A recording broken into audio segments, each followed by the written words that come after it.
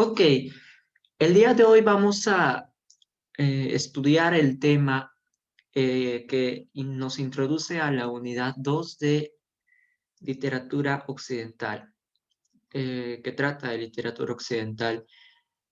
El título del tema de hoy es La Ilíada, Homero parte 1. La clase siguiente vamos a hacer la Odisea, Homero parte 2. Así que vamos a darnos el tiempo de revisar cada epopeya de manera adecuada.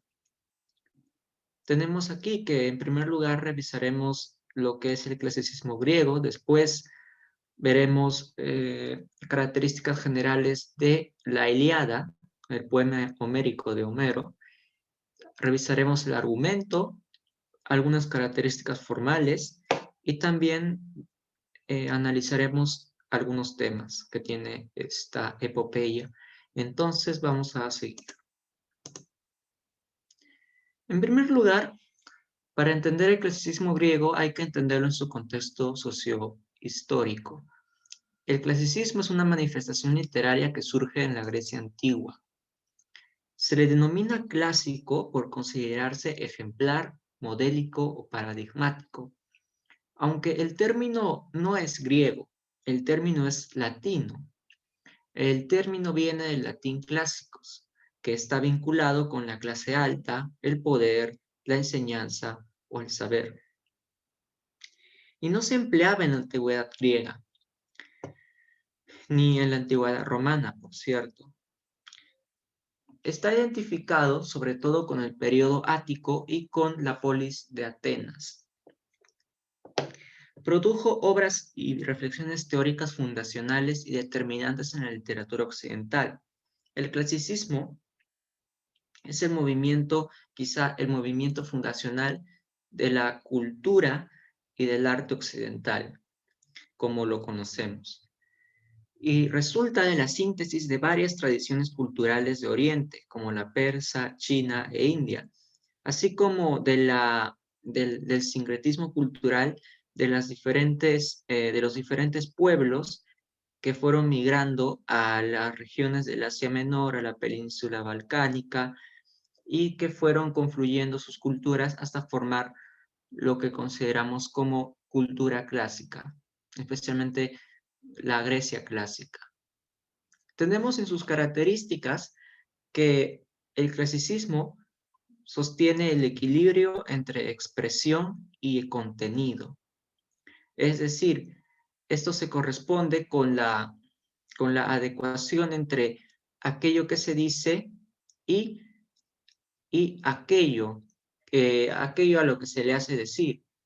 En otras palabras, un personaje noble, aristocrático, va a expresarse de una manera elevada y un personaje vulgar se va a expresar de una manera vulgar. Un tema, un tema relacionado con la divinidad o con los mitos o con los héroes se va a tratar de una manera seria y de una manera hasta a veces estoica, digámoslo así, de una manera bastante elevada, de una manera muy seria. En cambio, si se trata de un tema relacionado con personas vulgares, normales, que no son gente elevada ni dioses, y se trata de asuntos mundanos, o al menos ese es el punto, se va a tratar esto de una manera mucho más jocosa y cómica. Además de que para expresar un contenido adecuadamente, siempre se debe tener el concepto de la, la adecuada, una adecuada representación. Es decir, que un elemento para ser expresado tiene que tomarse en cuenta cómo debe ser expresado y no expresarse de cualquier forma. También tenemos aquí el sentido de la unidad. En el sentido de la unidad, tenemos que el clasicismo sostenía, básicamente esto se entiende de la poética aristotélica, que todo debe ocurrir en un solo lapso de tiempo, en una unidad de tiempo, en una unidad de espacio, y una unidad de acción. Es decir, que los hechos deben ser presentados en un bloque único y no deben estar fracturados o entremezclados de una manera inarmónica, digamos. Es decir, que debe haber un inicio bien establecido, un nudo bien establecido y un final bien establecido, junto con una acción y un tiempo que puedan abarcarse en un bloque de tiempo bien establecido. Juan Álvarez levanta la mano. A ver. Está bien, Juan. ¿Podrías? ¿Sí?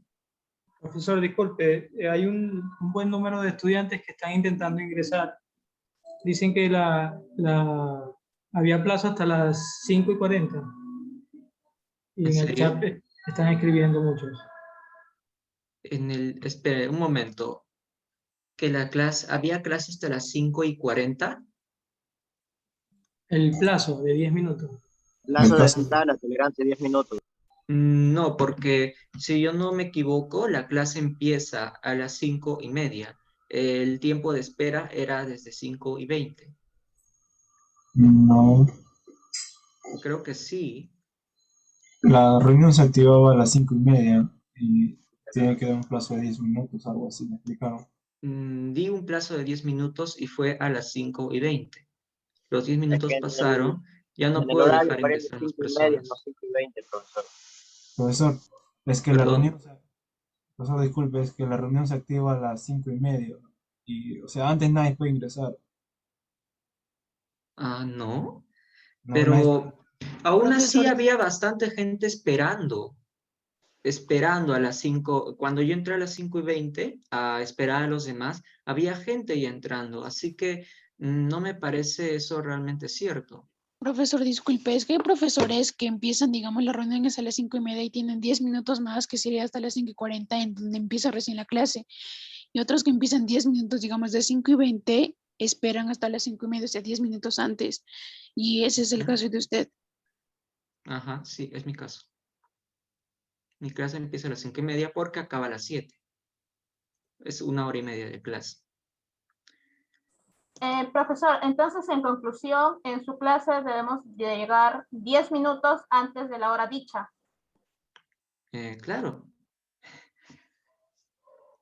Así que La si esas profesora. son todas sus dudas, espero haberlas resuelto.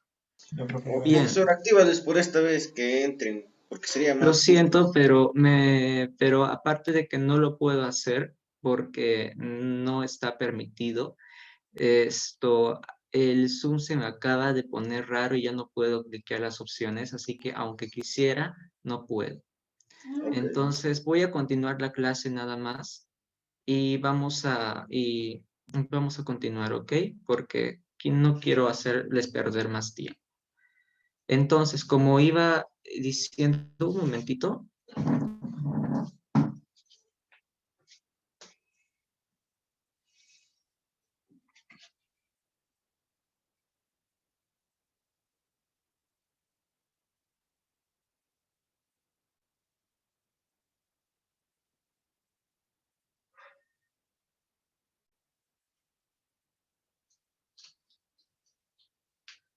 Ok, disculpen, me había ocurrido un problema. Ahora sí voy a continuar, ¿ok?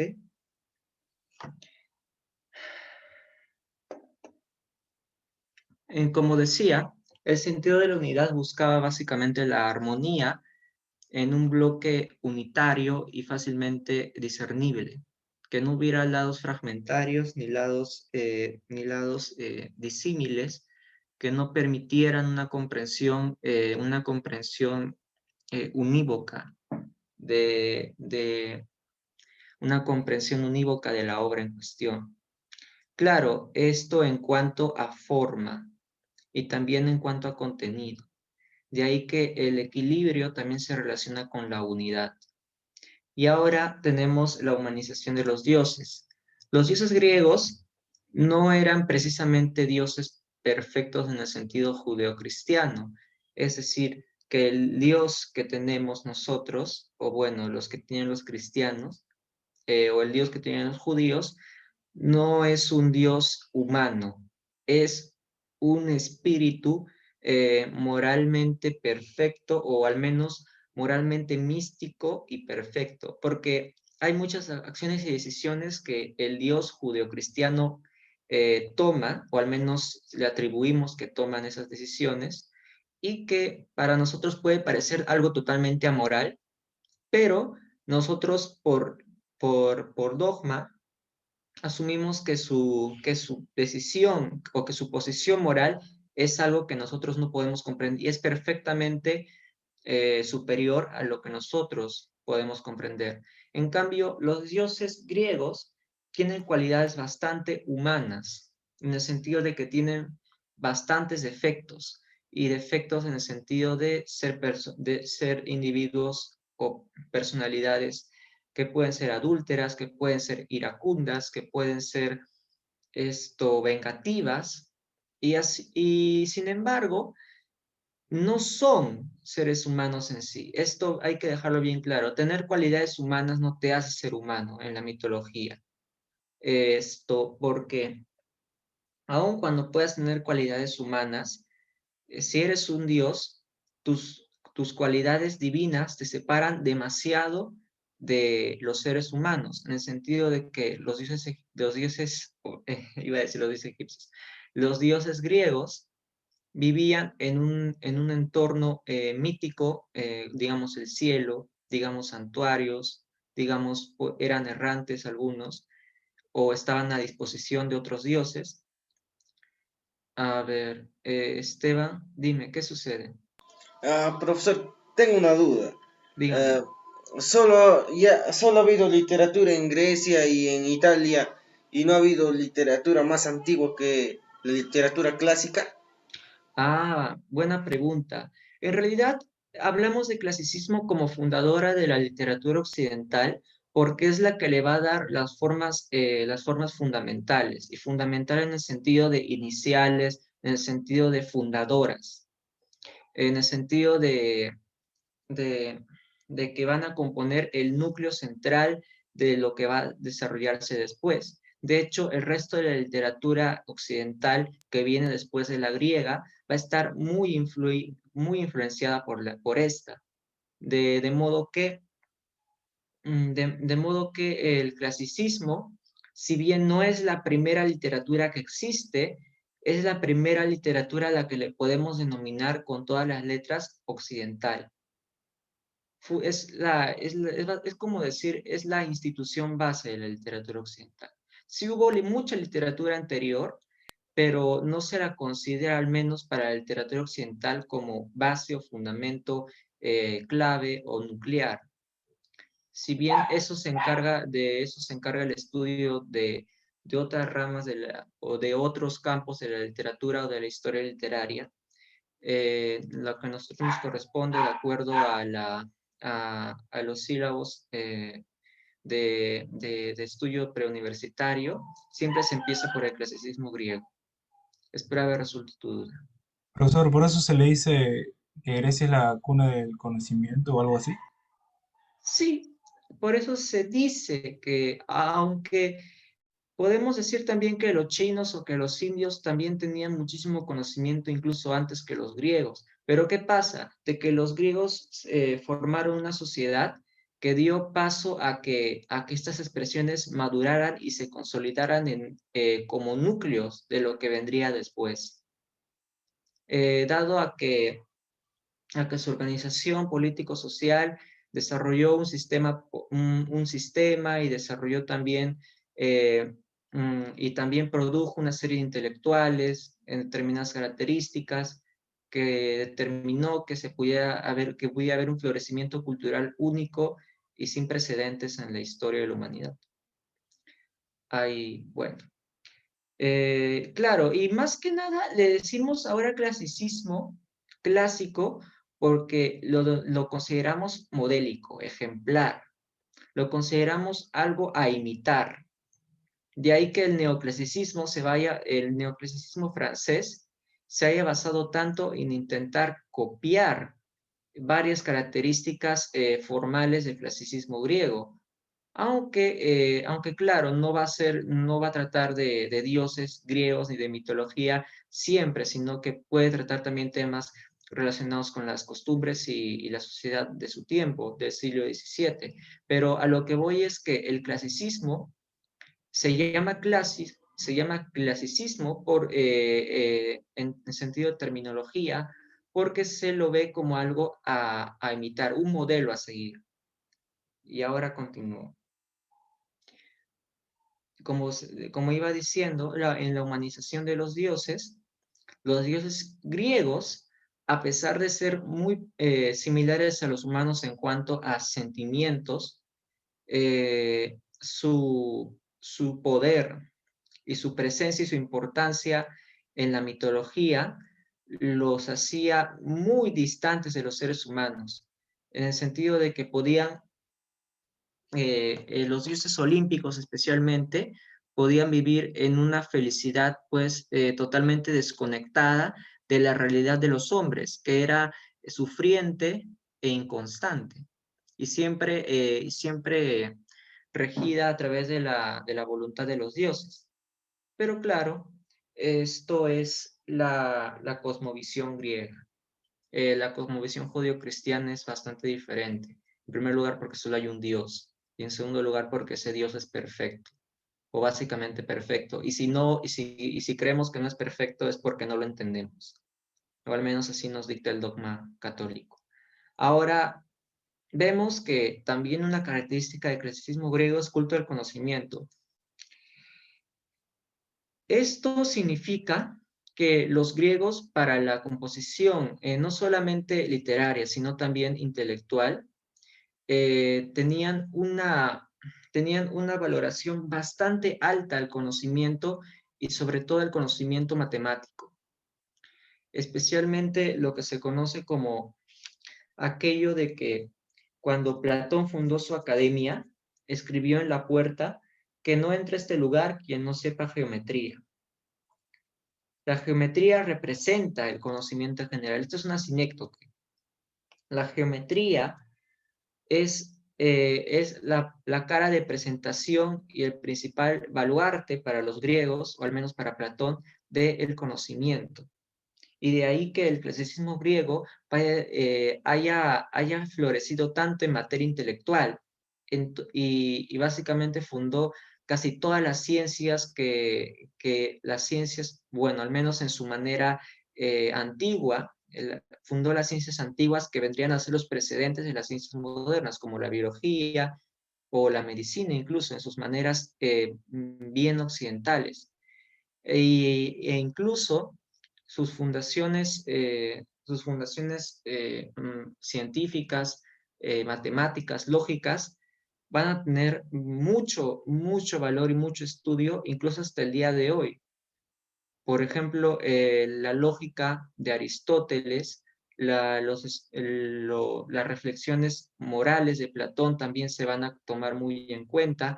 Entonces, el conocimiento, el culto al conocimiento de los griegos les permitió precisamente hacerlo florecer. Y ahora tenemos también que en la base mitológica, el clasicismo griego se basa bastante en su mitología. Muchísimas, pero muchísimas obras, digamos, básicamente todo el teatro griego y toda la épica griega tiene su base en la mitología. Quizás de lo poquísimo que podríamos decir no tiene base en mitología son algunos poemas de corte monódico, pero incluso ahí hay referencias a la mitología. Entonces, los dioses, las personificaciones, y no solamente eso, sino que también los conceptos religiosos ligados a toda esta mitología estaban presentes en básicamente toda la literatura griega y también en las reflexiones filosóficas y morales. Tenemos también que el clasicismo griego era didáctico, era didacticista o buscaba el didactismo, porque al menos en varias expresiones literarias pretendía transmitir una serie de valores una serie de mensajes, una serie de moralejas, bueno, no tanto moralejas, mensajes, valores, que se concordaban con los valores de la sociedad y cultura griega en el sentido religioso. De ahí que la Ilíada y la Odisea transmitieran a las jóvenes generaciones de hombres libres los valores de sus héroes, como la astucia de Odiseo o la fuerza de Aquiles. Y tenemos también el fatalismo, que está muy relacionado con la base mitológica del clasicismo griego. El fatalismo nos da a entender la idea, la concepción de que el hombre está, digámoslo así, está limitado por su destino. Está siempre dependiente de su destino. Un destino inexorable que no puede cambiar y al que tiene que mantenerse sometido. Incluso los dioses son conscientes del destino. De ahí que las moiras o estas personificaciones del destino, de tres personificaciones que tejían que estaban encargadas de todo un telar, que cada hilo representaba la vida de una persona, o incluso de cualquier cosa, de cualquier ser vivo. Una era la que empezaba a tejer el hilo, o la que empezaba a hilarlo. La otra era la que medía la longitud del hilo, cuánto debía medir, y la otra era la que lo cortaba, lo que representaba lo siguiente, que una decidía el nacimiento de una vida nueva, la otra medía su tiempo y la otra la acababa. Y eso hasta los dioses lo tenían que saber, en tomar en cuenta. Continuamos. Contexto histórico-cultural. Diversos pueblos del norte de Europa y Asia migraron al resto del continente europeo durante los años 3000 antes de nuestra era. 4 pueblos, aqueos, jonios, dorios y eolios, llegan a los Balcanes en sucesivas oleadas. El pueblo griego sucesivamente se divide en ciudades-estado o polis con relativa independencia entre ellas y unidas por un pueblo antecesor común, llamado Heleno. Estas ciudades-estado se reunían en un conglomerado y estaban vinculadas por relaciones económicas, culturales, políticas, religiosas e históricas. Estas ciudades-estado ocuparon los alrededores del mar Egeo, que vendría a ser la Grecia continental, que son las islas alrededor de la península griega y también las costas del Asia Menor. Toda esta región la cubrían estas polis. Y también era una sociedad esclavista, en donde gran parte de la producción literaria de la época surge de la aristocracia o de individuos libres vinculados a ella. Incluso los autores que defenderían en algún momento la democracia o que la reivindicarían, como Esquilo, también serían reaccionarios a determinadas expresiones que serían demasiado más allá de la consideración aristocrática. Entonces, los artistas, los filósofos, los científicos de la sociedad griega clásica incluso de la sociedad griega arcaica, estaban bastante ligados a las ideas de la aristocracia o incluso eran ellos mismos aristócratas. Y ya vamos a ver un video.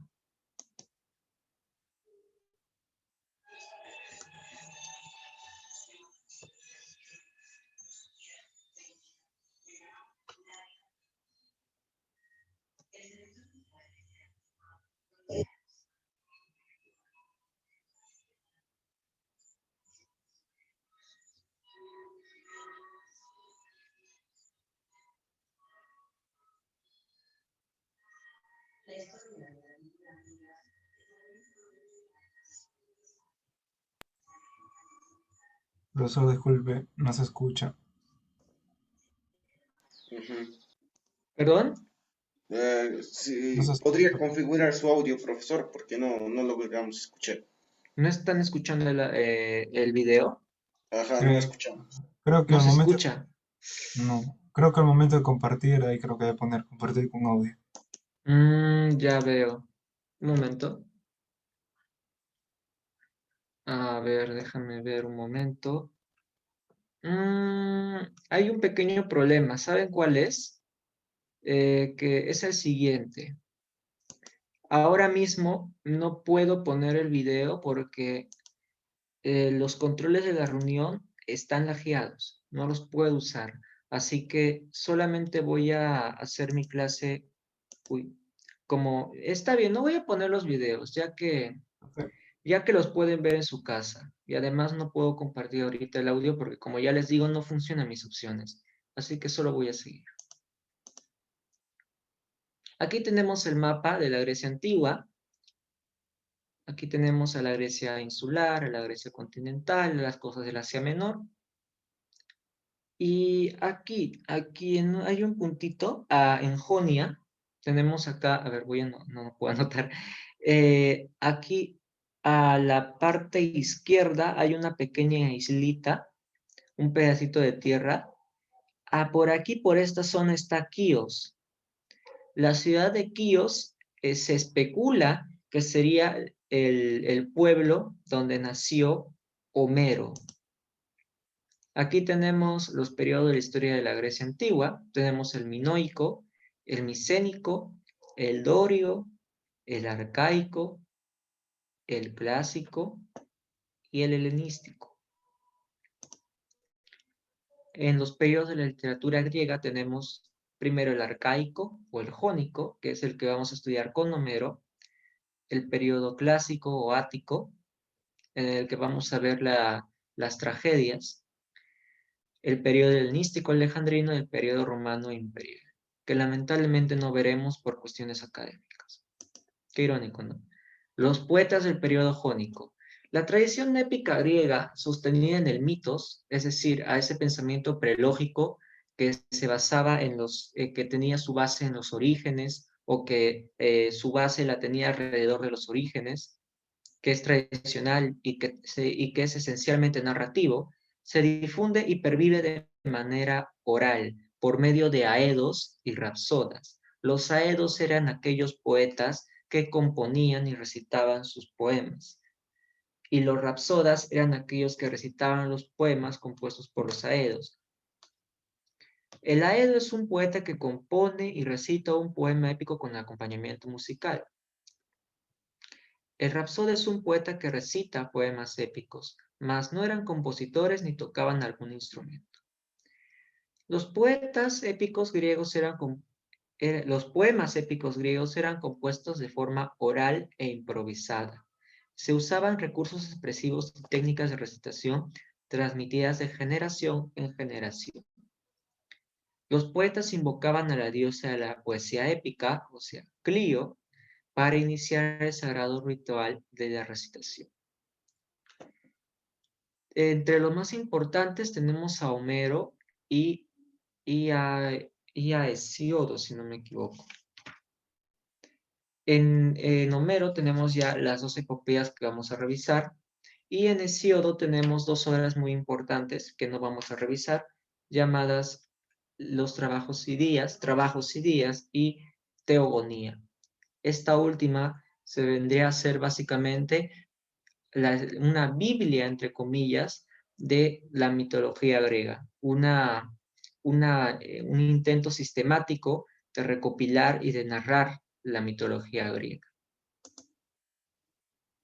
O mejor dicho, de compilar, de describir y de explicar la mitología griega. Tenemos, y también narrar, por supuesto. Tenemos aquí a Homero y su obra. Homero era un aedo supuestamente nacido en la isla de Quíos, que está en la parte oriental del mar Egeo, que vivió hacia el siglo 8 a.C. Se le atribuyen dos obras, Ilíada y Odisea. Ambas forman parte de una extensa tradición oral y se sirven de ella para componerse. Las dos tienen como fondo común la guerra de Troya. El mundo que recrean pertenece a uno aristocrático y señorial que tiene su ideal en el pasado. Dan cuenta de una versión idealizada de la sociedad en la época heroica. Emplea una lengua literaria artificial. Las epopeyas homéricas no usan un lenguaje que se haya hablado alguna vez en Grecia, sino que es una lengua artificial, creada para fines literarios. Es un lenguaje artístico. Su base es el jónico e incorpora otros dialectos del griego como el eolio, el dórico. Su objetivo es elogiar una edad heroica entre los siglos XIII y XI antes de nuestra era, que corresponden con las hazañas guerreras de héroes ya desaparecidos y conservados en la tradición. Las proezas de aquellos héroes se relatan como modelo para los hombres de épocas posteriores. De ahí habíamos hablado de la cualidad didáctica del clasicismo griego. En la tradición, la divinidad, que pese a sus rasgos humanos está increíblemente separada de los hombres, interviene constante y decisivamente en la existencia humana. El ser humano es esclavo del destino y de la voluntad de los dioses. Aquí vemos el fatalismo. Y bien, la Ilíada es un poema épico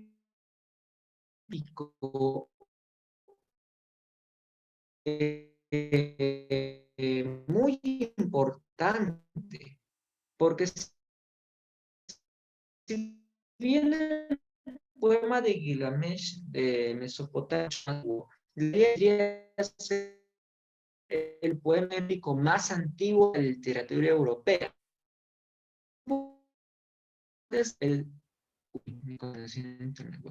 fue compuesto poco antes del 700 antes, probablemente de Anatolia.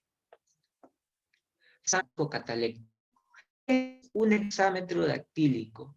Un hexámetro es un verso, un la combinación de sílabas largas y cortas. Era básicamente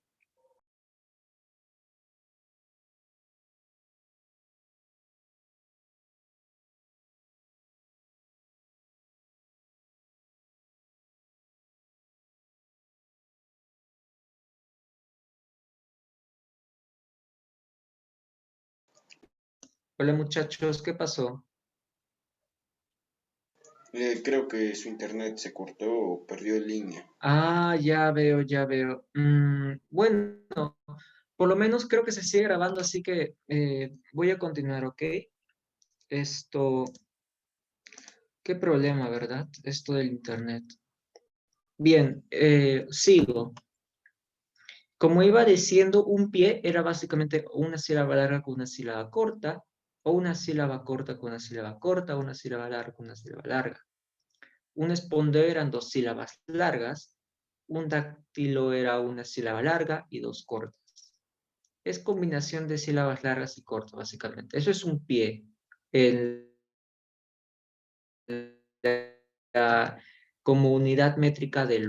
En la literatura griega clásica se tomaba en cuenta estas medidas porque en la lengua griega, al menos las medidas de lo que nosotros podemos considerar ahora sílabas, no se hacían en base a su acentuación, sino a su duración en la pronunciación.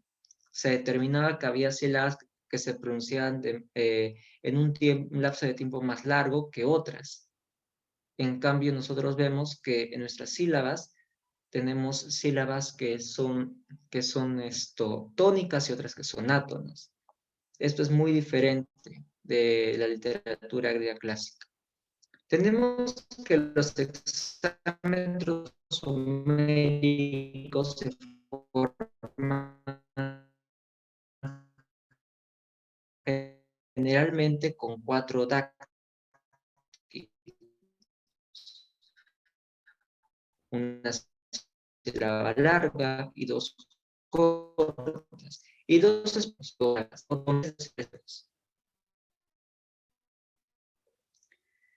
1600 catálogos, símiles, digresiones y discursos de la trama. Recursos expresivos como epítetos, por ejemplo, Zeus, el que montona las nubes, Aquiles, el de los pies ligeros, Héctor, el de tremulante casco, Hera, la de nibios brazos, También fórmulas, que son conjunto de frases hechas para emplearse en situaciones específicas, como decir con airadas, con aladas palabras y otras por el estilo. Y también en la Ilíada se hace uso de escenas típicas, temas y motivos tradicionales que se usaban también en otros poemas épicos de la tradición literaria épica de la Grecia antigua. Tenemos que el tema principal de la Ilíada es la cólera de Aquiles. La Ilíada desarrolla un breve episodio del 10º y último año de la guerra de Troya. Se dan por conocidos el tema general y los personajes del poema. Es decir, que no nos presentan todo el, como le dicen en inglés, el setup, el background del mundo mitológico en el cual se introduce la historia de la epopeya, sino que ya se da por sentado que el oyente, porque estos poemas fueron compuestos para ser escuchados, no para ser leídos, o bueno, ya, en la actualidad, porque el lector se supone que debe saber, debe conocer la mitología griega lo suficiente como para que escuche esta narración y ya sepa de lo que va a ir, ya sepa cómo se va a desarrollar. Dado que estas tramas eran conocidas por todos en la antigua Grecia, o al menos por todo el pueblo de la antigua Grecia. Muy diferente a cómo se desarrolla la literatura contemporánea, que más se basa en el suspenso. Ahora nos molesta que nos, entre comillas, spoileen las tramas, pero antes en la antigua Grecia las tramas lo vamos a ver en las tragedias. No se basan en el suspenso como un gancho para retenernos en la consecución de la trama. Es justo lo contrario. Se basa en son para llamar la atención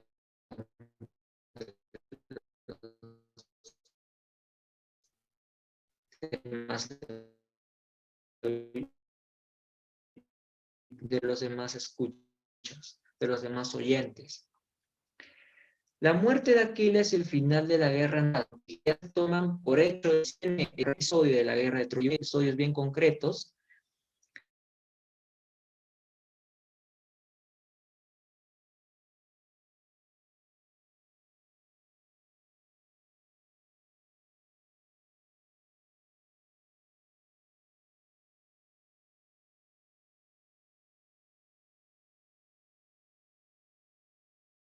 Estoy teniendo muchos problemas con esto, no entiendo por qué. No entiendo realmente por qué, pero a ver. Profesor, solo tenga abierto la página de Zoom y no sé. Ya, voy a compartir sonido de la computadora. Y ahora sí vamos a poder ver los videos, ¿ok?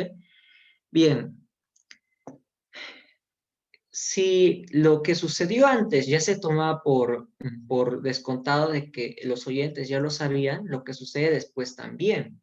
Y quizás son acciones que ahora nos preguntamos, pero ¿por qué no se narran? ¿Y qué pasó con este personaje? ¿Qué pasó con este otro? Pues en la antigua Grecia, las epopeyas a menudo se enfocaban en determinados episodios. No eran necesariamente una compilación de un montón de hechos precisamente para dar a conocer algo que la gente ya sabía. Es como si sería como pensar que en la antigua Grecia los aedos cantaran nada más una reseña de todas las leyendas que ellos ya sabían. Tenían que, más bien los poetas, los aedos y rapsodas, tenían que saber concentrarse en episodios concretos para desarrollar toda su arte lírica, o mejor dicho, toda su arte entre lírica y narrativa. Estamos hablando de la épica, un género literario que mantiene bastante de ambos géneros, pues, entre comillas, posteriores, porque la lírica no es posterior, pero la narrativa como género, entre comillas, moderno, vendría a serlo, Entonces los poetas de la antigüedad tenían que saber contar una buena historia de una manera bella. Y ahí se combinaban artes y técnicas que hoy en día podemos considerar entre líricas y entre narrativas. Bien. En la Ilíada se incorporan escenas que hacen resonancia con el inicio de la guerra y queda simbolizada la totalidad de la misma por medio de la cólera de Aquiles. Es la cólera de Aquiles la que va a mover la trama. Sin la cólera de Aquiles, toda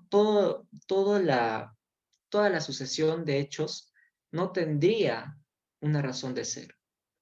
Precisamente porque Aquiles está enfurecido y no participa en la guerra, es porque Patroclo tiene que tomar las armas de Aquiles para introducirse en el combate, acabar muriendo, y es la cólera de Aquiles la que va a terminar con la muerte de Héctor.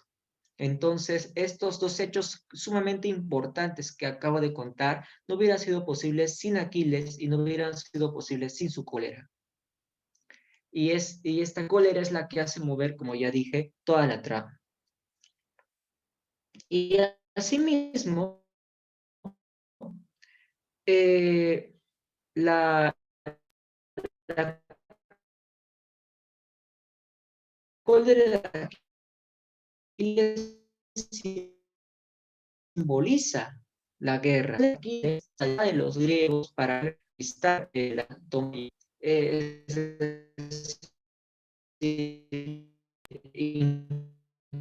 Incluso se ven acorralados hasta un punto donde casi va a quemar todas sus veces.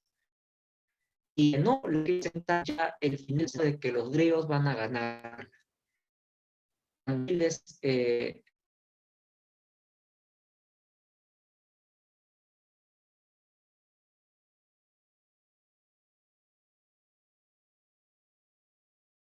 Como iba diciendo, la guerra de Troya queda simbolizada en la cólera de Aquiles. Y cuando Aquiles se enfurece por la muerte de su amigo Patroclo, ahí se simboliza el inicio del fin de la guerra. Aquí tenemos también la concepción trágica del héroe. Aquiles y Héctor. Ambos saben que sus destinos no son los mejores. Ambos saben que su muerte está próxima. Especialmente Aquiles. Él ya sabe desde un inicio que va a morir, que en esa guerra va a morir. Pero él lo toma con una relativa calma por su valor estoico como héroe. Es una concepción trágica que remite a la dignidad del héroe, de la dignidad de afrontar su destino funesto. Tenemos también la identificación de Héctor con Troya. Esto queda también relacionado con lo simbolizado que está la guerra por la cólera de Aquiles. Cuando Héctor muere, la ciudad se ve básicamente perdida. Claro, no pierden inmediatamente después, pero es el punto más importante de desquebrajamiento de la resistencia troyana ante el ataque de los aqueos. Ahora, para hablar de la guerra de Troya, es común hablar de este antecedente, del mito de la manzana de la discordia.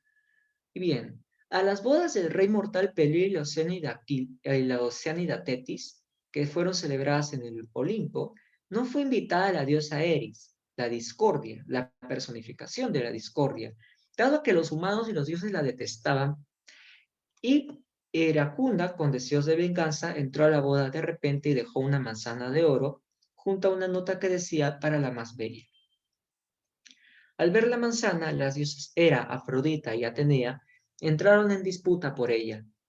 Pidieron que Zeus sea juez en el caso, pero como él no aceptó dicho cargo, buscaron a Paris de Troya, considerado el varón más hermoso, para que funja como juez en el litigio. Cada diosa intentó sobornar a Paris con un regalo. Hera le ofreció el poder, Atenea la sabiduría y Afrodita a Helena de Esparta, vista como la más hermosa entre las mujeres.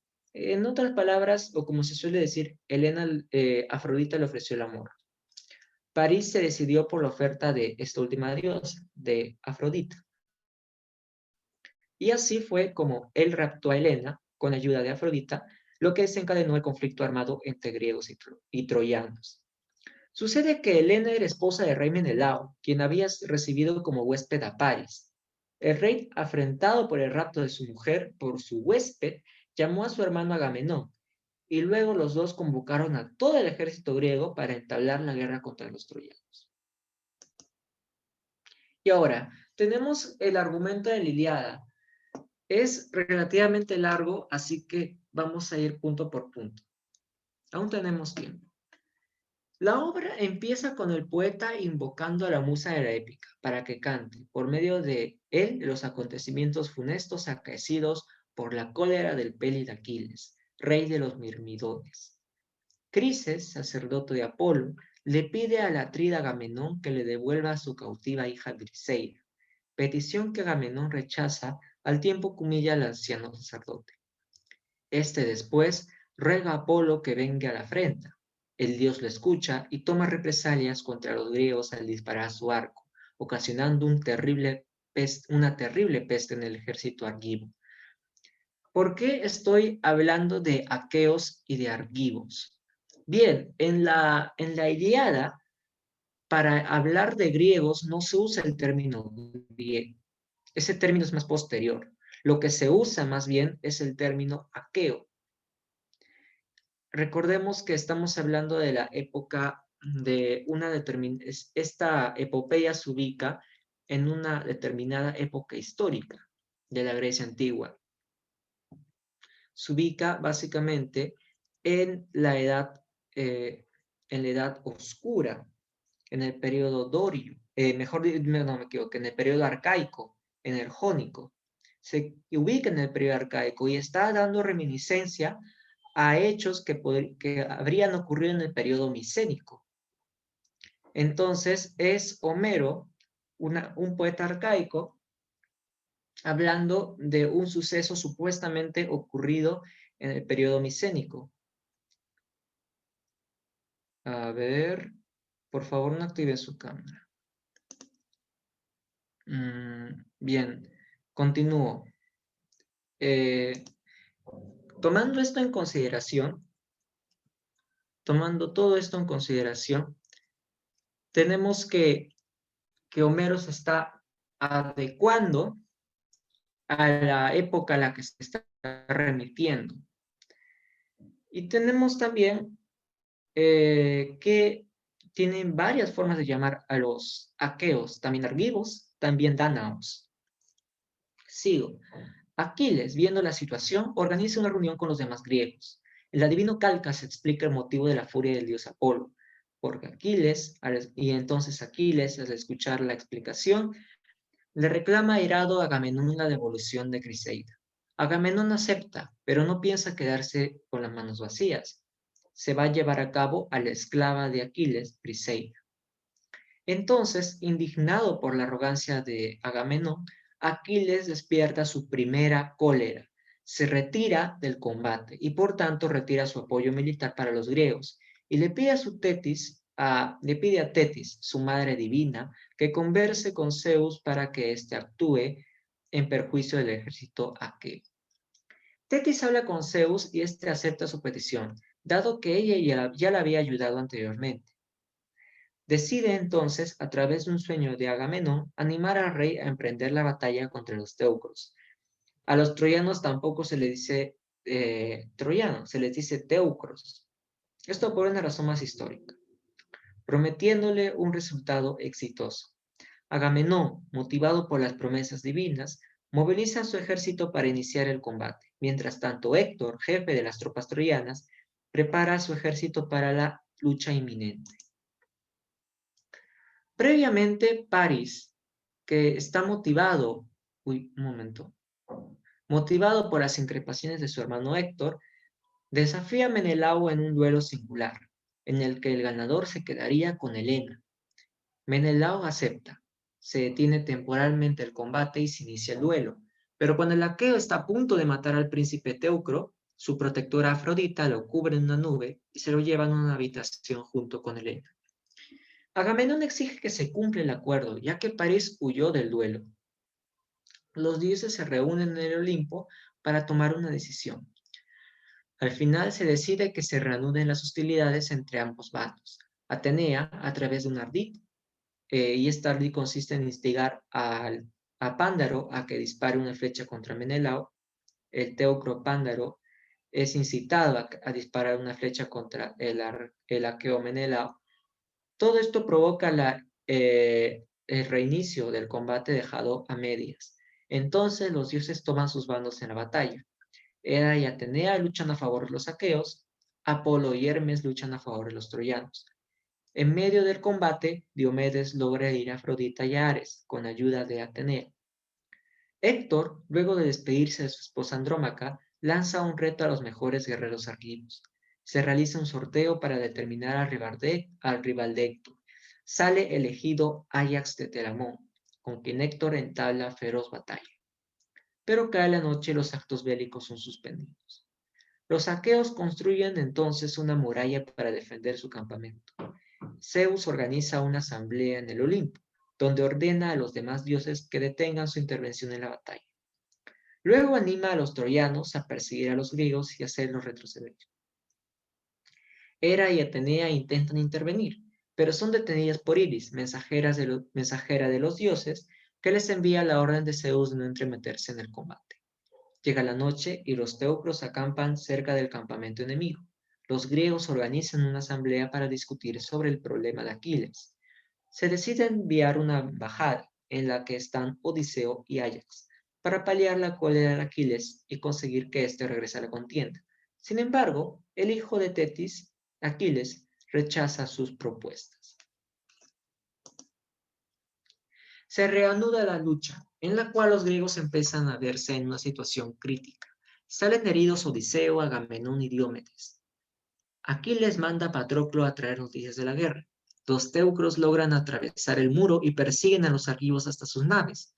Poseidón, indignado porque Zeus favorece a los troyanos, anima a los griegos en su lucha. Hera le hace un engaño a Zeus.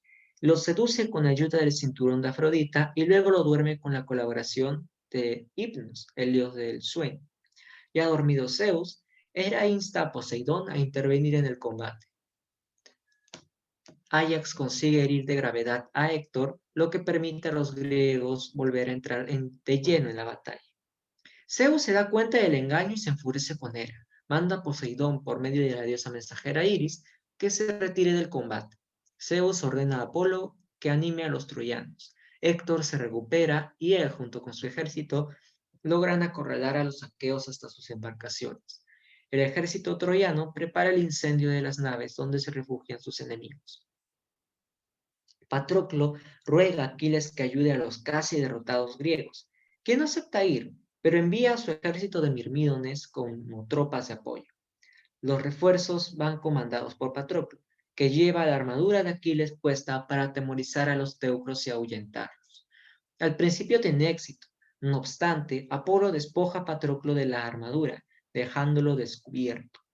Héctor asesina a Patroclo, le quita sus armas y empieza a arrastrar su cuerpo sin vida. Los griegos, con gran esfuerzo, consiguen hacerse del cadáver de Patroclo. Aquiles se entera de la muerte de su mejor amigo, hecho que junto al insoportable dolor despierta en él su segunda cólera y le infunda la convicción de regresar a la batalla para vengar la muerte de Patroclo. Tetis le consigue a su hijo una nueva arma, forjada por el dios herrero Hefestos. Aquiles se reconcilia con Agamenón, quien le devuelve a Briseida y se reincorpora a las fuerzas argivas. Zeus autoriza al resto de los dioses el apoyo a los bandos que cada uno prefiera. Aquiles arrasa con el ejército teucro. Muchos soldados troyanos se esconden en el río Janto, pero no pueden evitar morir a manos del furibundo Pélida. Janto se indigna ante tanta destrucción y se enfrenta en fiera batalla contra el hijo de Tetis. Atenea y Poseidón acuden al llamado de auxilio de Aquiles y calman a Janto. Héctor es encontrado por Aquiles en Troya. Se inicia una persecución en la que Apolo ayuda a Héctor a alejarse de la batalla. Y Atenea apoya a Aquiles. Príamo abre las puertas de Troya para refugiar a las tropas teucras, pero Héctor decide quedarse afuera para enfrentarse al Pélida. Cuando ambos guerreros se ven las caras, Héctor huye del enfrentamiento, dando vueltas por los alrededores de la ciudad. La diosa fabrica un ardid para engañar a Héctor. se transforma en su hermano Deífobo y le da confianza para volver al combate. Cuando se da cuenta de que era un ardid divino, ya era demasiado tarde. Héctor debe enfrentar a Aquiles, quien lo asesina y arrastra su cadáver por todo el campo de batalla. La familia de Héctor llora la muerte del héroe desde lo alto de Troya. Aquiles ultraja el cadáver de Héctor pretendiendo mutilarlo. Además, se celebran los juegos fúnebres en honor a Patroclo. Apolo reclama a Zeus por la situación del cadáver de Héctor y protesta por las honras fúnebres para el héroe troyano. Entonces Príamo, instigado por Zeus, por mediación de Iris y ayudado por Hermes, llega a ocultas a la tienda de Aquiles. Le suplica a Aquiles la devolución del cadáver de su hijo. El héroe aqueo, recordando a su propio padre, se apiada y entrega el cadáver para la ceremonia fúnebre. La obra termina con los funerales de Héctor. Y aquí tenemos una tablita donde vemos qué dioses están a favor de los griegos, Hera, Atenea y Hefesto, y qué dioses están a favor de los troyanos, Apolo, Ares y Afrodita. También tenemos a los semidioses que están del bando de los griegos, Aquiles, y a los que están en el bando de los troyanos y aliados, Eneas y Sarpedón. Eneas va a ser muy importante para la trama de la Eneida, de la que hablaremos en las siguientes 3 clases. De aquí a 3 clases ya hablaremos de la Eneida. Y en el bando de humanos tenemos a Agamenón, a Menelao, a Ulises, a Diomedes, a Patroclo, a Áyax Telamón en los griegos, y en los troyanos a Príamo, a Héctor y a Paris. Y ahora vamos a ver como extra, creo que esto es antes de... no, tenemos 2 videos más. Vamos a ver estos videos que me parecen muy interesantes sobre la producción oral de los poemas épicos y cómo los podemos entender actualmente. Así que presten atención. Creo que se está compartiendo el audio. Y ahora sí. Al igual que sucede con Troya, lo que se conoce del poeta Homero es una mezcla de historia y leyenda. Aunque se le atribuyen las primeras obras literarias de la civilización occidental, la Ilíada y la Odisea, existen pocas evidencias de que Homero haya sido un personaje histórico real. Algunos académicos estiman que el padre de la literatura griega vivió alrededor del año 750 a.C. y que era natural de una localidad cercana a la propia Troya. Creemos que provenía de una región más o menos cercana a Troya. Quizás provenía de Esmirna o de la isla de Quíos, pero incluso de esto se duda. Existe una fuerte tradición de que era ciego, pero aparte de eso, es muy poco lo que sabemos realmente de él.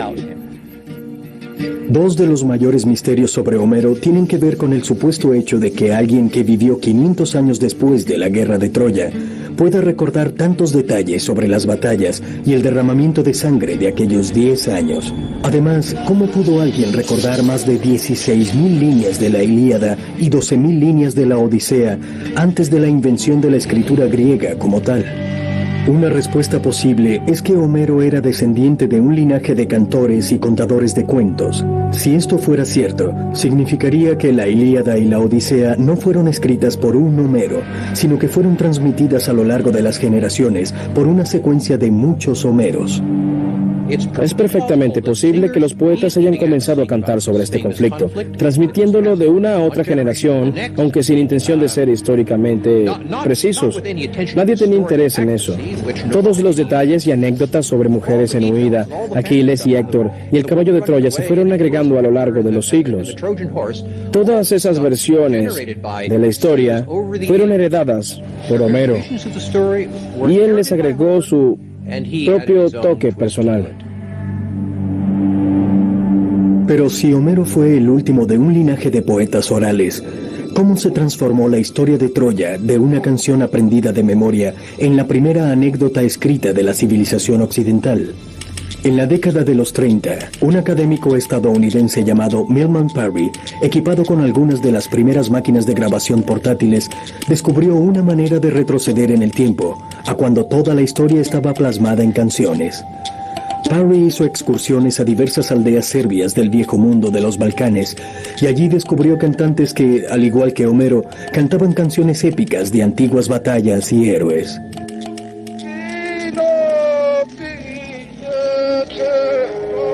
Parry hizo grabaciones sobre discos y cables de aluminio y también anotó letras dictadas de canciones.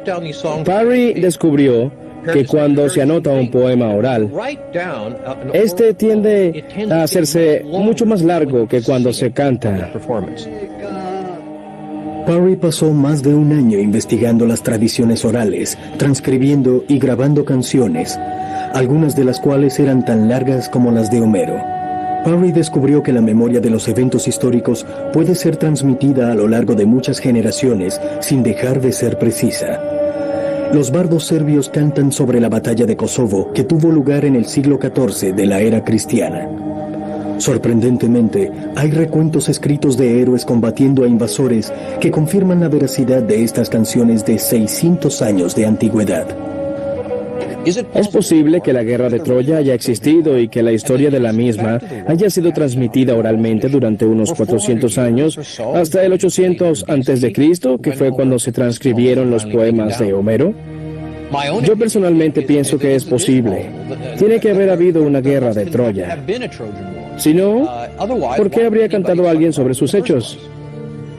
El trabajo de Parry confirma no solo que una persona puede memorizar canciones tan largas como la Ilíada y la Odisea, sino además que los relatos pueden ser históricamente ciertos. Así se logra comprender por primera vez cómo es que la historia de Troya pudo sobrevivir por 500 años hasta el tiempo de Homero, y cómo fue que nació la grandeza de este poeta. Homero debió ser un cantante muy famoso entonces, tanto como los Rolling Stones. Debió ser un artista famoso, sin duda todos lo conocían. Es posible que su grandeza como poeta, probada por los grandes poemas de la Ilíada y la Odisea, haya inspirado a alguien a registrar estas historias. Y quien lo hizo debió ser el mismísimo hombre que hizo posible este registro por medio del alfabeto griego.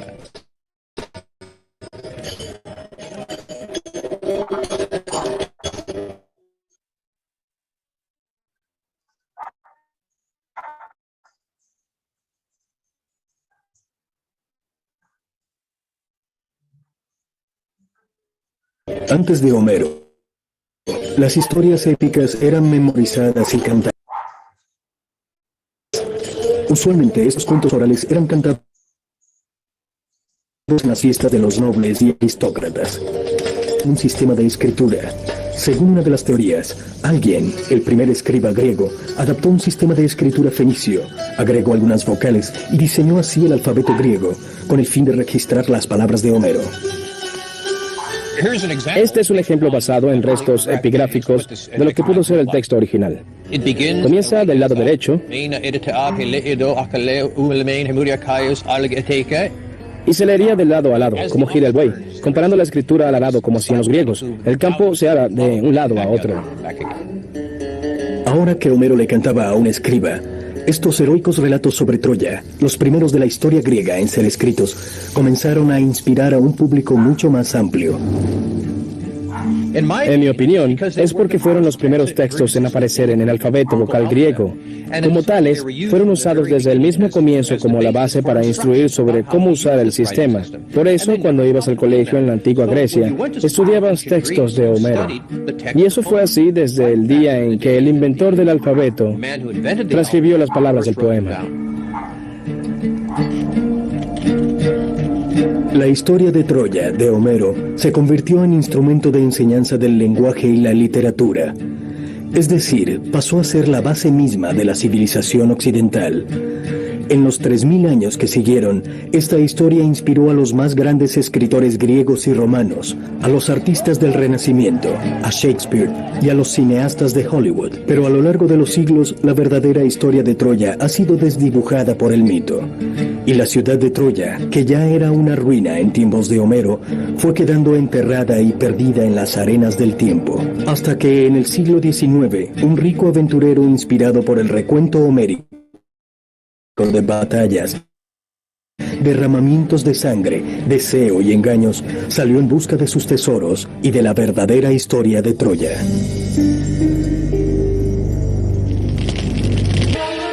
Se trataba de un conflicto entre culturas en la Edad de Bronce, una batalla por la mujer más hermosa del mundo.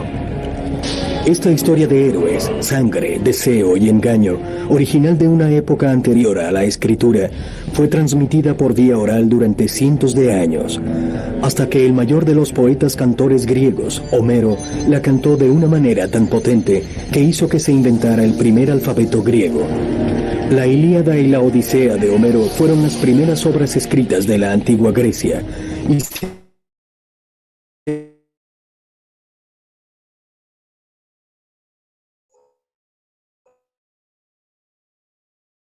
convirtieron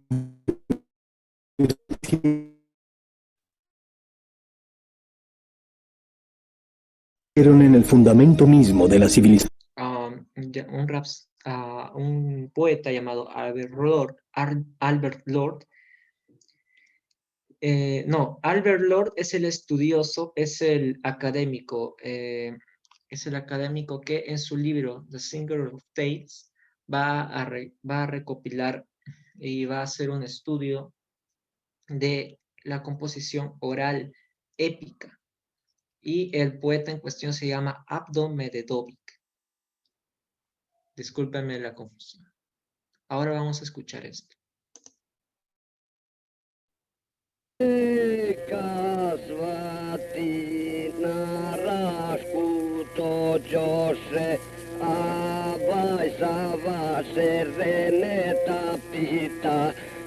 Mojzete se remetovi, Đuko su svati od koje kraji, ne ovaki je u 7 godina nije su dolazili, a možda Hankiju 10 krilovi, ja se renesavi beseda, že ono su ti 2 vesiraca, ka jedan Sava oše herbuti, ma drugi je paša otravni, ka na oba konja lotma, na ka Sava čuo se rene, ta onda Sava riječ besedi, jo avaj mene to pokamilo, kada sam znao gdje su svatica, ki u njih pase i kralječnici, ne bi pošao ni vodio, a oni bi njoj.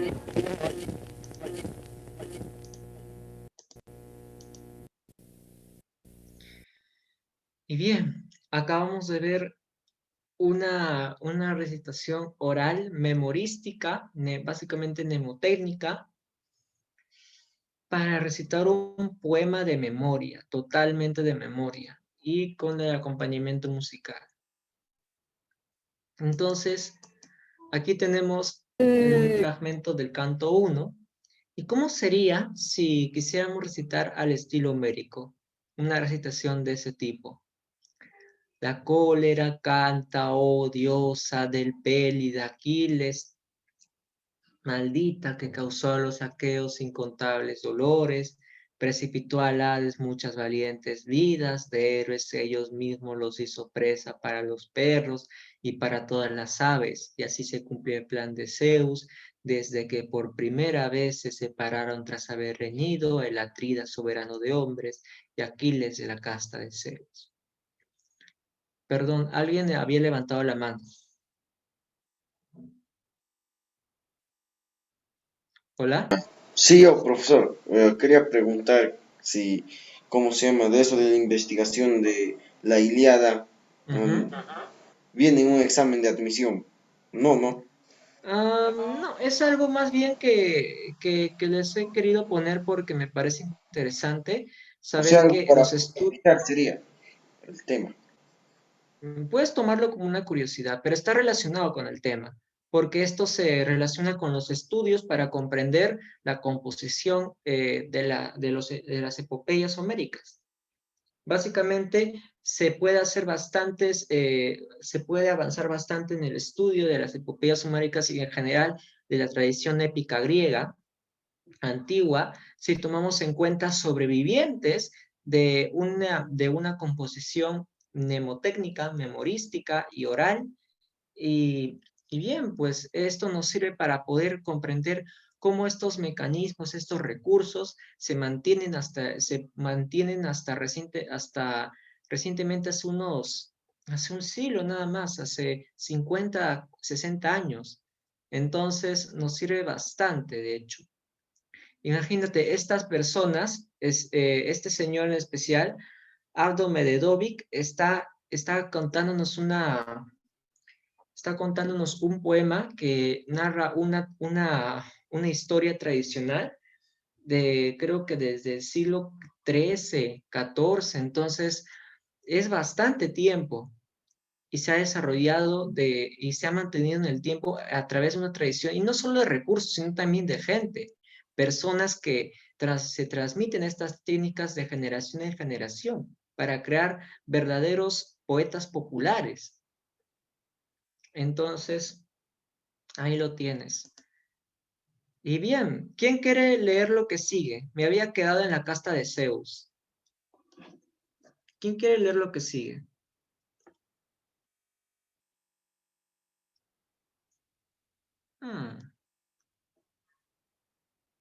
Parece que nadie, así que voy a seguir yo.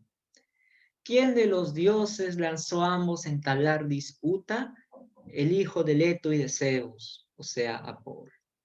Pues, irritado contra el rey, una maligna peste suscitó en el ejército y perecían las huestes porque al sacerdote Crises había deshonrado el Atrida. Pues aquel llegó a las veloces naves de los aqueos, llevando en sus manos las ínfulas del flechador Apolo, en lo alto del áureo cetro, y suplicaba a todos los aqueos, pero sobre todo a los dos Atridas, ordenadores de huestes. Oh Atridas y demás aqueos de buenas grebas, que los dioses dueños de las olímpicas moradas os concedan a saquear la ciudad de Príamo y regresar bien a casa. Pero a mi hija, por favor, liberádmela y aceptar el rescate por piedad del flechador hijo de Zeus de Apolo.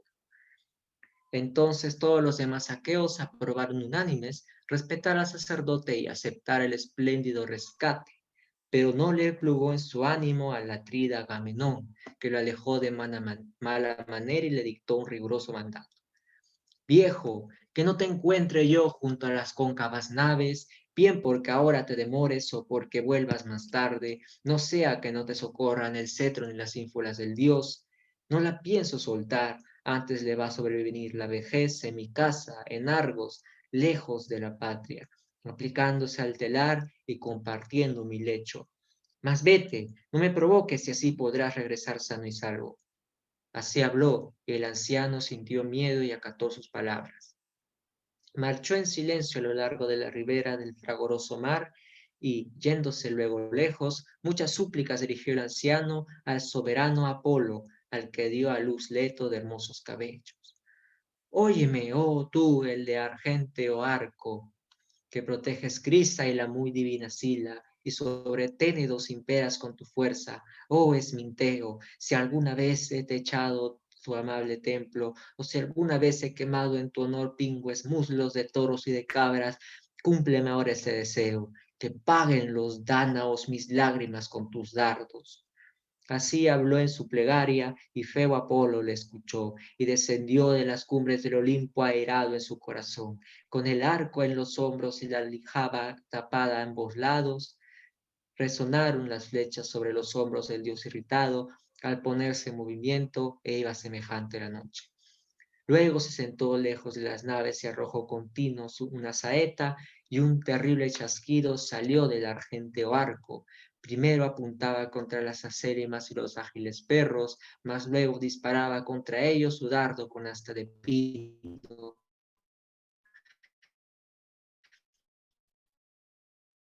Y acertaba, y sin pausa ardían detrás de caer. Y ahí lo tienen. Han sido 52 versos. Imagínense, son 15.690 versos. Homero era no solamente un miembro más de una tradición épica larguísima, que se pretende larguísima, sino también que para destacar de esta manera, para que incluso se enarbolen teorías que hablan de que gracias a él o debido a él se produce la primera escritura de la civilización griega, hay que ser alguien bastante destacado. Y aquí vemos pues las fórmulas, ¿verdad? Aquí vemos los famosos epítetos, Leto, de hermosos cabellos, o el de Argente o Arco. Y aquí también tenemos algunas fórmulas también, algunos epítetos, como para hablar de Atridas también se puede decir ordenadores de huestes al costado. También para hablar de Aquiles, el pelida Aquiles.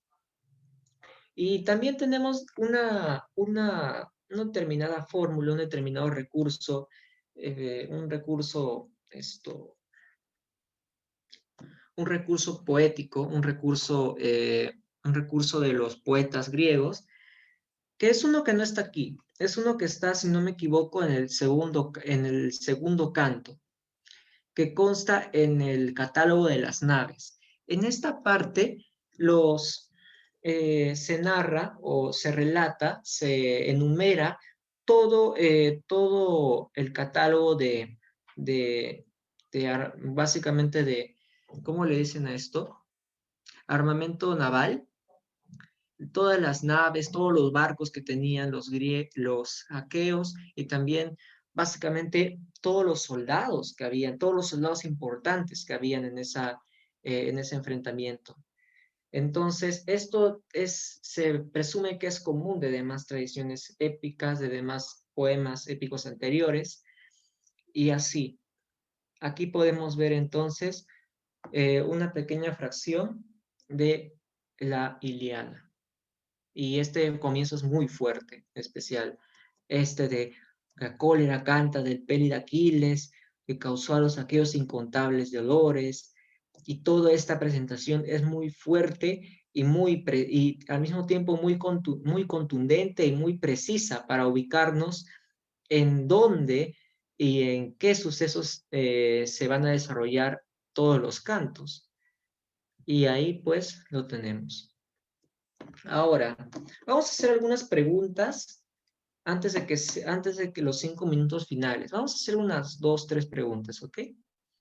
Tenemos aquí en la pregunta 2, relaciona hechos con personajes correspondientes a la Ilíada. A ver, tenemos que hay aquí varios personajes de los que hemos hablado y que vamos a relacionar. Y creo que lo vamos a hacer con mi ayuda, ¿ok? Parece que, a ver, voy a activar el chat. Ahora sí. Ahora, muchachos, pueden escribir sus respuestas en el chat, por favor.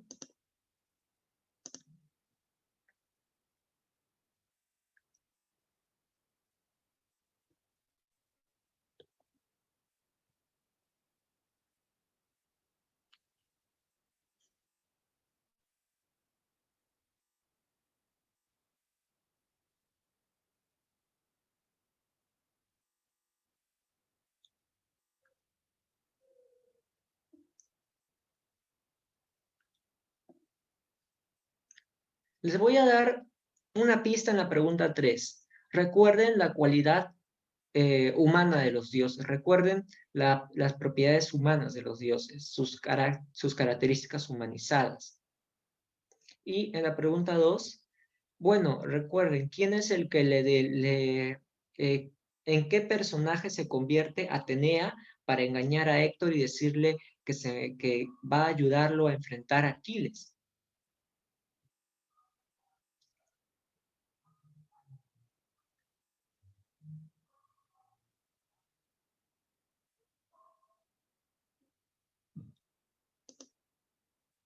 A ver, tenemos respuesta C, en la primera C. A ver, relaciona hechos con personajes correspondientes a la Ilíada. 1. Héroe griego que hiere a Afrodita y a Ares. Este es Diomedes. Sí, está en la D. Uy, y básicamente ya la sacaron. Porque, número 2, propone hacer un sorteo para determinar quién se enfrenta con Héctor. Néstor, junto con Menelao, logran salvar a Ulises de los ataques troyanos. Y a ver, ¿y qué dice en la C? Ajax, así es. Se enfurece ante la crueldad de Aquiles. ¿Quién se enfurece ante la crueldad de Aquiles? Janto, que quiere proteger a los teucros. Los estaba matando a todos Aquiles. Su cólera era demasiada. Hermano de Héctor, cuya apariencia adopta Atenea para engañar al héroe troyano. Deífobo, así es. Así es, la respuesta es la C. Y ahora, en la 3 es la A. Vamos a ver. El hecho de que los dioses griegos, el hecho de que los dioses heridos por el griego Diomedes sangraran y sufrieran en la Ilíada se explica porque en la concepción griega los dioses tenían características antropomórficas. Así es, así es.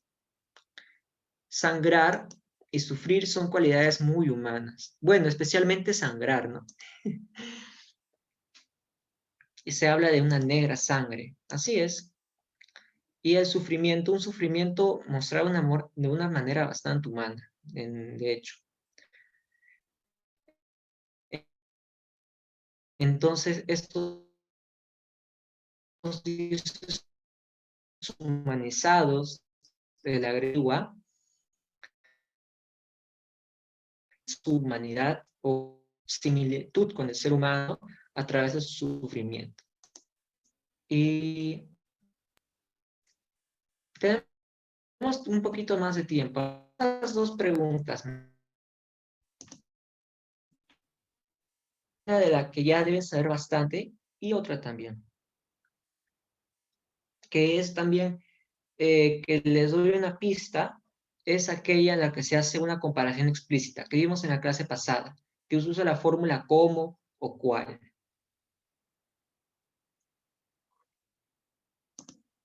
La D, así es, el símil y el epíteto.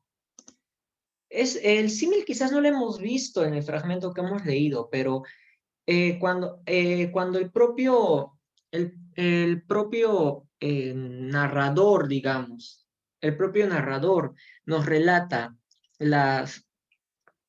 determinados eventos o determinadas situaciones, suele hacer comparaciones con elementos de la naturaleza, como por ejemplo animales cazando a otros, o como animales siendo perseguidos por otros, o animales mostrando sus cualidades. Básicamente comparaciones con elementos de naturaleza y con animales, bastante representativos. Y también el epíteto, el famoso epíteto, ¿verdad?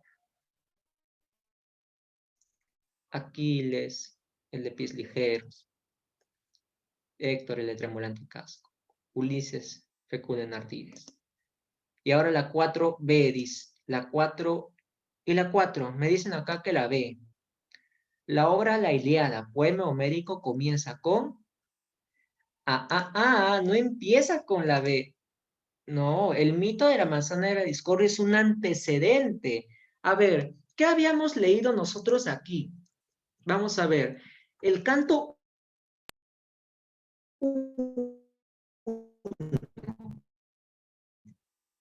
La cólera canta hoy, saqueos incontables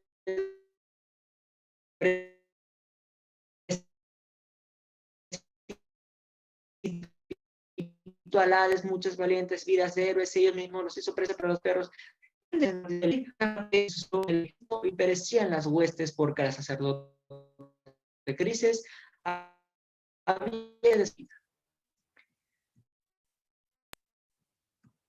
Y con el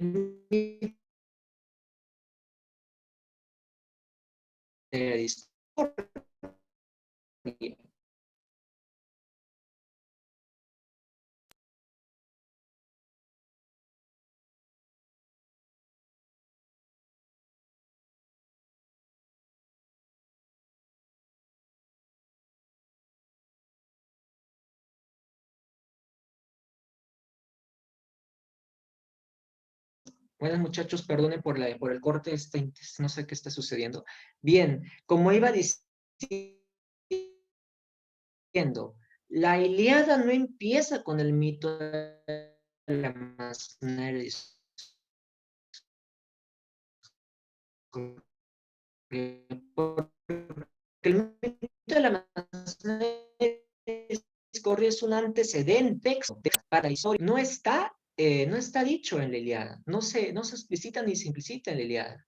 Es más, se habla de todos los hechos de la Ilíada como si se tomara que ya se sabe el mito y no hay necesidad ni siquiera de mencionarlo. Entonces, no es así. La obra en realidad empieza con el rapto de Briseida.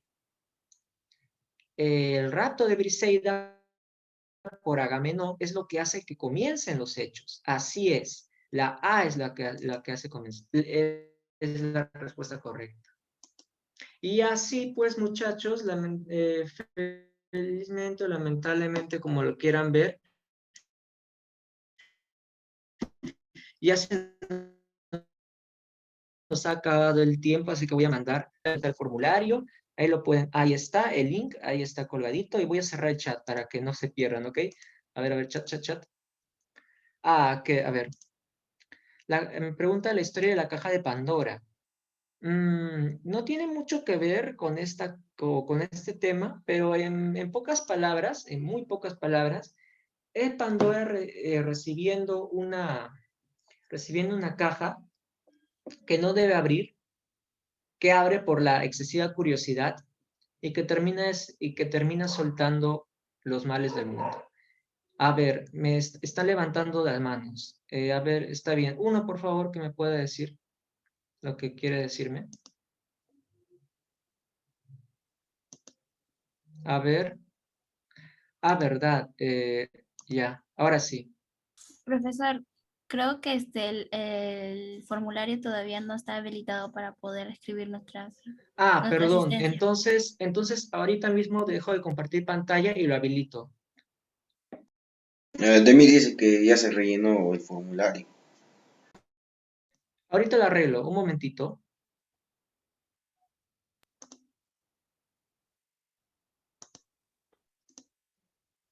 Y bueno, esto... bien, entonces el formulario...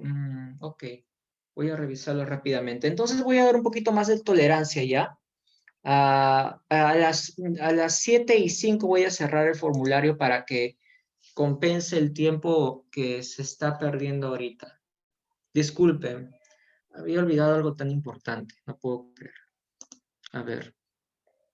¿Dónde está? ¿Dónde está? Vamos a ver, vamos a ver.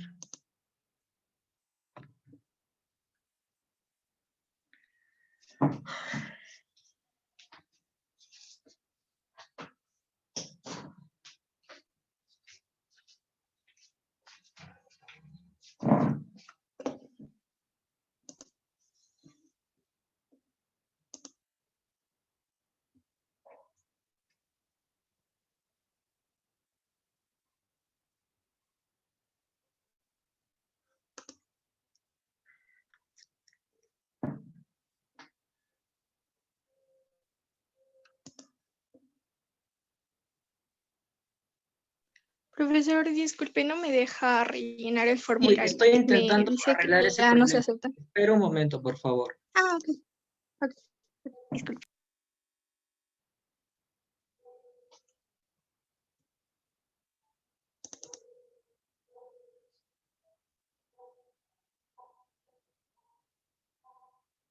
A ver, ¿qué es lo que no se puede?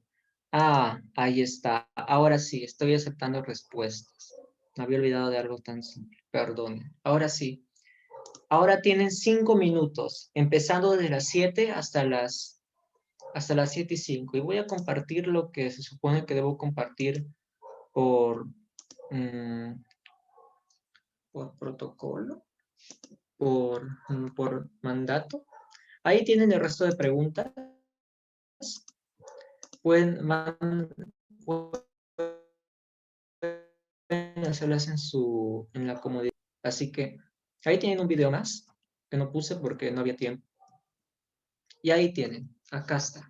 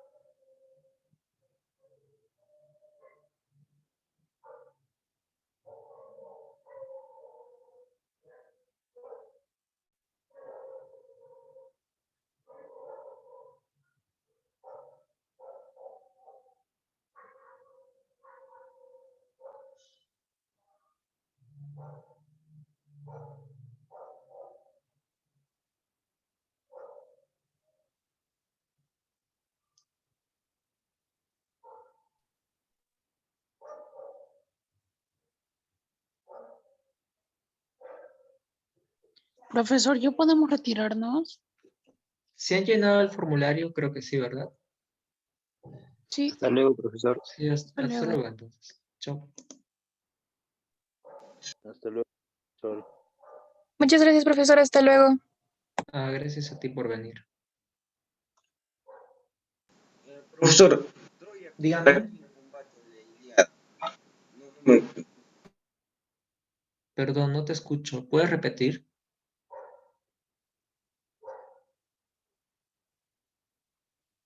Bueno. No me quedó claro. ¿A Troya se le enfrentan 3 reinos? ¿O cómo es? No, no, no. El enfrentamiento es entre los aqueos y los teucros, entre los griegos y los troyanos, entre Grecia y Troya. Allá, Ujú. yo, profesor. Es que en las películas lo cuentan de otra forma y me estoy confundiendo. Sí, también. ¿Qué película viste? Hay una En serie. la que actúa Leonardo DiCaprio. ¿Ah, sí? ¿Es de qué año más o menos? Cuando era joven, el 2000, ¿Hace por el años 90? 2005, sí. ¿Por ahí? Ajá, por ahí. Mira, quizás lo cambian por cuestiones de adaptación. También recuerdo haber visto una película sobre la Odisea, algunos fragmentos, una película de los años 50 por ahí, que también cambian varios hechos de la trama, pero creo que es más porque se está adaptando a un formato diferente y quizás se intenta hacer la historia de una manera más amena o contarla de una forma distinta, o darle una arista distinta. Son ciertas libertades que se toman. O al menos ese es el beneficio de la duda que hay que darles a los que adaptan la película. ¿Qué más pueden preguntarme antes de que sean las 7:05? Profesor, también hay, Díganme. hay una serie que está en Netflix también ¿Sí? ¿De la Ilíada? de Troya. Troya, De solamente Troya. pero Lástima que no tengo Netflix. Pero está bien, está bueno. sí, más o menos. Pero solamente sí sale como está contando algo así similar, como se dice, sobre la manzana. Empieza con la manzana. Claro, la manzana de la discordia es un antecedente importante, pero recuerden que con eso no empieza, técnicamente no empieza la Ilíada con esos eventos. Es un antecedente. Es como, no sé, para entender, no sé, no sé qué ejemplo usar. Un ejemplo fácil de usar. No sé, para entender la segunda temporada de Vuelta al Barrio, por ejemplo, ver la primera es importante, ¿no? Porque la segunda va a seguir de lleno asumiendo que ya viste la primera. Espero haber dado un buen ejemplo con eso. Creo Sí, que pero no. Entonces, y recuerden también que Homero y en general los poetas griegos de la antigüedad, de la edad arcaica, y también los que vendrían después, recitaban sus poemas pensando y considerando, y tenían toda la razón para hacerlo, considerando que sus oyentes sabían el trasfondo mitológico y que ellos no estaban escuchando sus poemas porque querían enterarse de historias nuevas, sino que querían escuchar las historias que ya sabían, pero de una manera muchísimo más embellecida, estetizada, que les produjera mucho agrado y placer. Así que son muy diferentes a como somos ahora, que más bien buscamos en las tramas que sean algo que no sepamos. Mientras menos sepamos antes de ver la historia de la misma historia, mejor, ¿no? Que el shock, que la sorpresa nos venga cuando estemos viendo la historia. Es muy diferente de las epopeyas antiguas y de su público. Pero son cuestiones históricas y sociales, ¿verdad? Culturales. No es ni una mejor que la otra, solo cada una adecuada a su tiempo. Y con eso ya son las 7:05, así que voy a ir cerrando no sé, en 30 segundos el formulario. Y muchas gracias por venir a la clase, muchas gracias por estar aquí.